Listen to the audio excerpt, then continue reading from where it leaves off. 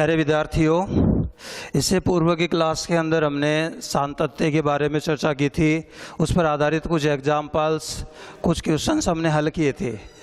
आज हम अवकलनीयता, आज का जो अपना टॉपिक है वो अवकलनीयता है। और अवकलनीयता पर विचार करने से पहले हम बायां अवकलज और दायां अवकलज पर विचार करें। तो एक फलन अक्ष बराबर ए पर किसी फलन एफ अक्ष का बायां अवकलज जो होगा वो होगा एल एफ डैश ए, जिसको हम लिख सकते हैं f dash a minus zero बराबर होगा limit h tends to zero f a minus f a बटा एच। और इसी प्रकार से दायां जो अवकलज होगा वो होगा आर एफ डैश ए बराबर f dash a plus zero बराबर limit h tends to zero f a plus h minus f a बटा एच। तो ये तो होंगे दायां अवकलज और बायां अवकलज। अब दायां बायां अवकलज ज्ञात करने के बाद यदि हम अवकलनीयता पर विचार करें कि फलन अवकलनीय फलन कब होता है, तो एक फलन एफ अक्ष बराबर ए पर अवकलनीय होगा यदि F dash a plus zero बराबर हो F dash a minus zero और ये परिमित रूप से विद्यमान हो। कि एक फलन एफ अक्ष बराबर ए पर अवकलनीय फलन कहलाता है यदि उसका दायां अवकलज F dash a plus zero और उसका बायां अवकलज F dash a minus zero समान हो तथा वो परिमित रूप से विद्यमान हो। तब हम कह सकते हैं कि दिया गया जो फलन है वो अक्ष बराबर ए पर अवकलनीय फलन होगा यदि F dash a plus zero का जो मान है वो बराबर नहीं है F dash a minus zero के। तो हम कह सकते हैं कि फलन अक्ष बराबर ए पर अवकलनीय नहीं है। कि यदि दायां अवकलज और बायां अवकलज ये यदि दोनों समान नहीं है तो हम कह सकते हैं कि दिया गया जो फलन है वो अवकलनीय फलन नहीं है। इसके बाद यदि हम समृद्ध अंतराल के अंदर देखें कि एक फलन एफ अक्ष समृद्ध अंतराल ए बी में अवकलनीय होगा यदि विवृत अंतराल ए बी के प्रत्येक बिंदु पर अवकलनीय हो। कि वो विवृत अंतराल ए बी के प्रत्येक बिंदु पर तो अवकलनीय हो और साथ ही अक्ष बराबर ए पर दायां अवकलज और अक्ष बराबर बी पर बायां अवकलज ये विद्यमान हो। कि वो समृद्ध अंतराल ए बी में अवकलनीय कब होगा? वो समृद्ध अंतराल ए बी में अवकलनीय होगा यदि विवृत अंतराल ए बी के प्रत्येक बिंदु पर अवकलनीय हो, अक्ष बराबर ए पर उसका दायां अवकलज और अक्ष बराबर बी पर बायां अवकलज विद्यमान हो। तो हम कह सकते हैं कि दिया गया जो फलन है वो समृद्ध अंतराल ए बी में अवकलनीय होगा। इसी प्रकार से फलन एफ अक्ष विवृत अंतराल ए बी में अवकलनीय होगा यदि वह ए बी के प्रत्येक बिंदु पर अवकलनीय हो। कि एक फलन एफ अक्ष जो है वो विवृत अंतराल ए बी में अवकलनीय फलन होगा यदि वो विवृत अंतराल ए बी के प्रत्येक बिंदु पर अवकलनीय हो। तो इस रूप के अंदर समृद्ध अंतराल में भी अवकलनीय हो जाएगा अगर वो ए बी के प्रत्येक बिंदु पर अवकलनीय हो, अक्ष बराबर ए पर दायां अवकलज अक्ष बराबर बी पर बायां अवकलज विद्यमान हो। और इसी प्रकार से विवृत अंतराल ए बी में अवकलनीय होगा यदि इस विवृत अंतराल ए बी के प्रत्येक बिंदु पर वो अवकलनीय हो। इसके बाद कोई फलन यदि अवकलनीय फलन है तो वो निश्चित रूप से संतत फलन भी होगा, लेकिन एक संतत फलन का अवकलनीय फलन होना आवश्यक नहीं है कि एक अवकलनीय फलन निश्चित रूप से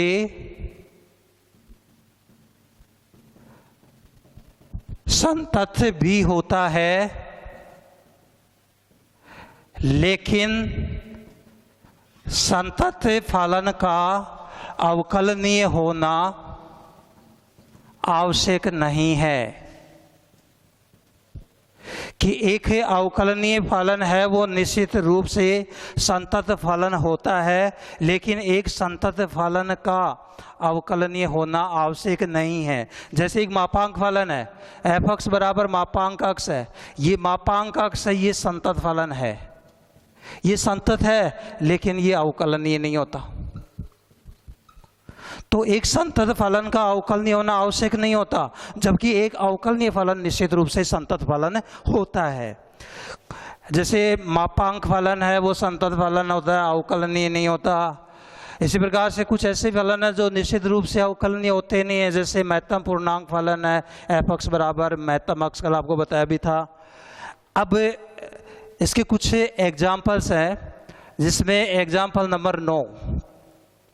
एक फलन दे रखा है आपको, एफ अक्स बराबर अक्स स्क्वायर इंटू ई की घात 1/x माइनस ई की घात माइनस 1/x बटा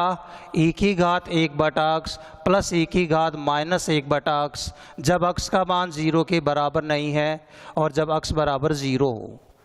इसका मान 0 है जब x का मान 0 के बराबर है। हमें x बराबर 0 पर इसकी अवकलनीयता की जांच करनी है। तो x बराबर 0 पर अवकलनीयता की जांच करने के लिए हम इसका दायां अवकलज और बायां अवकलज ज्ञात करें। क्योंकि अभी मैंने आपको बताया था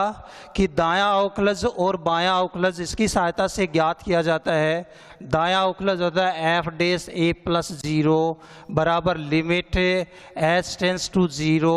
F a plus h minus f a बटा एच। और बायां अवकलज जो होता है वो इससे ज्ञात किया जाए एफ डेस ए माइनस 0 बराबर limit h tends to 0 f a minus h minus f a बटा माइनस एच से। तो जो दायां अवकलज हम ज्ञात कर रहे हैं उससे दाएं अवकलज में जहां उसमें ए आ रहा है उस ए की जगह यदि हम 0 रख दें तो दायां अवकलज होगा एफ डेस 0 प्लस 0 बराबर limit h tends to 0 f 0 plus h minus f 0 बटा एच। f0 का मान x बराबर 0 पे आपको मान 0 दे रखा है, तो f0 का मान 0 है। अब ये मान ज्ञात करने के लिए हम इस दिए गए फलन में x की जगह h यदि रखें तो बराबर ये मान हो जाएगा limit h tends to 0 h square into e की घात 1/h माइनस ई की घात माइनस 1/h बटा ई की घात 1/h प्लस ई की घात माइनस 1/h। और f0 का मान हम यहाँ से रख दें 0 बटा हर में मान है h, या बराबर ये मान हो जाएगा limit h tends to 0 h square into e की घात 1/h माइनस ई की घात माइनस 1/h बटा ई की घात 1/h प्लस ई की घात माइनस 1/h बटा h। h की एक घात इससे कैंसिल हो गई। और अब यदि हम यहाँ h को नेगलेक्ट करें तो यहाँ जब आप h को नेगलेक्ट करेंगे तो ये अनिर्धारित रूप प्राप्त होता है। और उस अनिर्धारित रूप से बचने के लिए हम इस मान के अंश और हर में e की घात 1/h का भाग दे दें तो आपका ये मान बन जाएगा limit h tends to 0 h into, जब हम e की घात 1/h का इसमें भाग देंगे ये मान हो गया 1 माइनस इसमें जब आप e की घात 1/h का भाग देंगे, किस में दे रहे हैं हमें e की घात माइनस 1/h में e की घात 1/h का भाग दे रहे हैं तो बराबर e की घात माइनस 1/h, इसको भी अंश में ले जाओगे e की घात माइनस 1/h, गुणा में घात जुड़ेंगे तो ये क्या हो जाएगा e की घात माइनस 2/h। तो यहाँ जो मान आ जाएगा वो हो जाएगा e की घात माइनस 2/h बटा ऐसे हर में ये मान 1 हो जाएगा प्लस ये मान हो जाएगा e की घात माइनस 2/h। अब h को नेगलेक्ट यदि हम करेंगे ये मान 0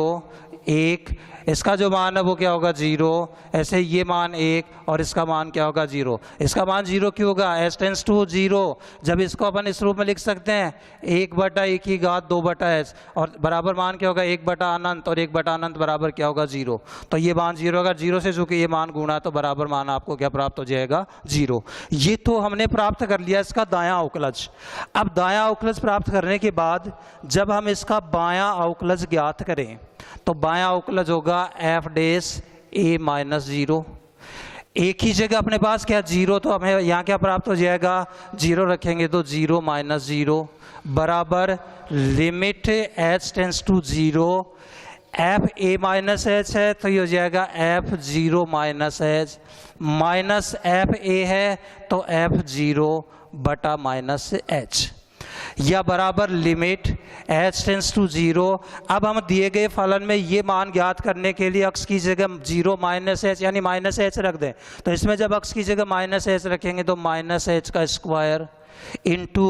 e की घात, यहाँ माइनस h रखेंगे तो माइनस 1/h, यहाँ जब माइनस h रखेंगे तो ये प्लस हो जाएगा e की घात 1/h और ऐसे हर में रखेंगे तो e की घात माइनस 1/h प्लस e की घात प्लस 1/h। f 0 का मान हमें दे रखा है 0 और बटा माइनस का h या बराबर ये मान हो जाएगा लिमिट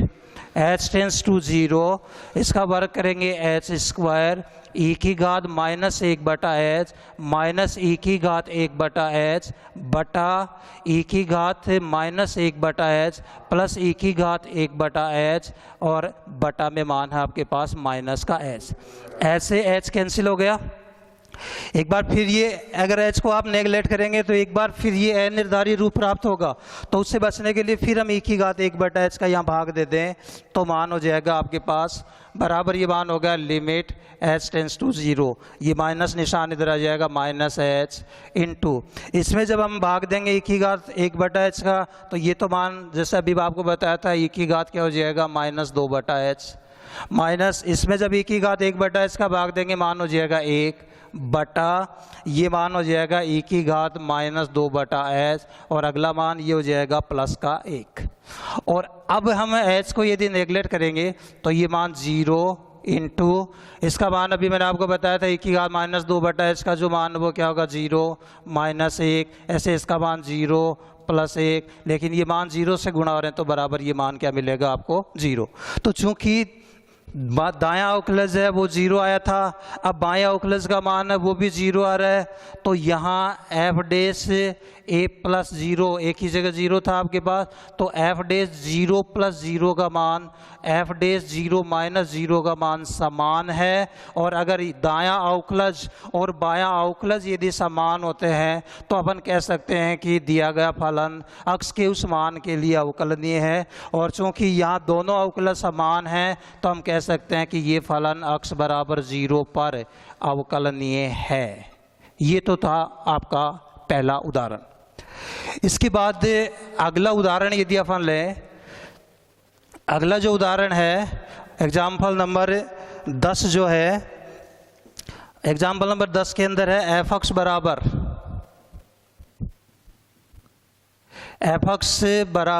अक्स इंटू 1 प्लस 1/3 साइन log अक्स स्क्वायर जब अक्स का मान 0 के बराबर नहीं है और 0 अक्स बराबर 0 है। हमें अक्स बराबर 0 पर सातत्य की जांच करनी है कि एक फलन एफ अक्स बराबर अक्स इंटू 1 प्लस 1/3 साइन log अक्स स्क्वायर जब अक्स का मान 0 के बराबर नहीं है, 0 जब अक्स का मान 0 के बराबर है, हमें इसकी अक्स बराबर 0 पर अवकलनीयता की जांच करनी है। तो अक्स बराबर 0 पर अवकलनीयता की जांच करने के लिए पहले हम f0 ज्ञात करें जो हमें दे रखा है कि अक्स बराबर 0 पे फलन का मान कितना है 0 है। फिर हमें दायां अवकलज इसका ज्ञात करें तो दायां अवकलज f डैश a प्लस 0, एक ही जगह आपके पास क्या है 0, तो ये क्या होगा 0 प्लस 0 और यहाँ भी एक ही जगह 0 रखेंगे तो क्या बनेगा limit h tends to 0 f0 plus h minus f0 बटा h। तो बराबर ये मान हो जाएगा f डैश 0 प्लस 0 बराबर limit h tends to 0 F0 plus H minus F0 बटा H, या बराबर ये मान होगा लिमिट H टेंस टू 0। इस फलन में हम x की जगह इस मान के लिए यदि 0 प्लस H यानी H रखें तो ये मान आपका हो गया H इंटू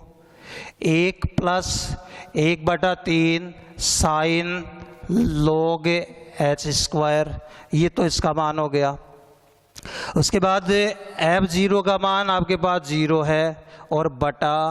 में मान H है, या बराबर ये मान हो गया limit H tends to 0 H into 1 plus 1/3 sine log H square, 1/3 sine log H square, ये 0 है ही बटा H, तो H से ये H कैंसिल हो गया आपका, और जब H से H कैंसिल हो गया तो उसके बाद अपने पास शेष जो मान बचा वो बचा limit H tends to 0 1 plus 1/3 sine log H square, और साइन log H स्क्वायर का जो मान है वो एक परिमित मान होगा जो -1 + 1 समृत अंतराल के अंदर होगा, तो बराबर ये मान आ जाएगा 1 प्लस 1/3 इंटू -1 और +1 के मध्य की कोई राशि, और ये जो राशि है वो 1/3 से गुणा होगी तो मान आएगा 1 प्लस -1/3 और +1/3 के मध्य का कोई मान, मध्य की राशि। ये 1 में जब ये मान जुड़ेगा तो 1 - 1/3 तो हो जाएगा 2/3, और 1 + 1/3 क्या हो जाएगा 4/3, तो 2/3 और 4/3 के मध्य की राशि। तो हम यहाँ देख रहे हैं कि ये जो मान आ रहा है ये मान 2/3 और 4/3 के मध्य दोलन कर रहा है, यानी कोई परिमित मान नहीं है, यानी कोई निश्चित मान नहीं है, ये 2/3 और 4/3 के मध्य दोलन कर रहा है, और ये परिमित मान मतलब निश्चित मान नहीं है। और अवकलनीयता में ये था कि दायां बायां अवकलज समान भी हो और वो परिमित रूप से विद्यमान हो तो वो अवकलनीय होते हैं, ये परिमित रूप से विद्यमान नहीं है, मध्य की राशि है, अतः दायां अवकलज विद्यमान नहीं है। और जब दायां अवकलज विद्यमान नहीं है तो अपन कह सकते हैं कि ये फलन x बराबर 0 पर अवकलनीय नहीं है,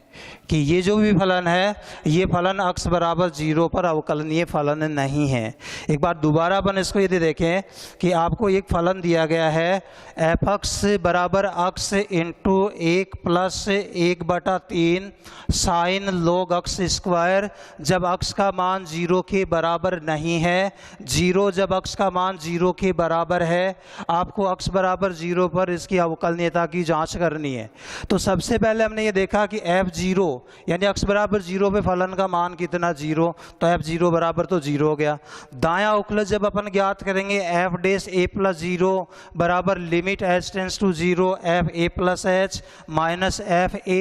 बटा h, इसमें x की जगह यदि हम 0 रखेंगे तो f' 0 + 0 बराबर limit h tends to 0 f0 + h minus f0 बटा h। हम दिए गए फलन में x की जगह यदि h रख दें तो ये मान होगा लिमिट h टेंस टू 0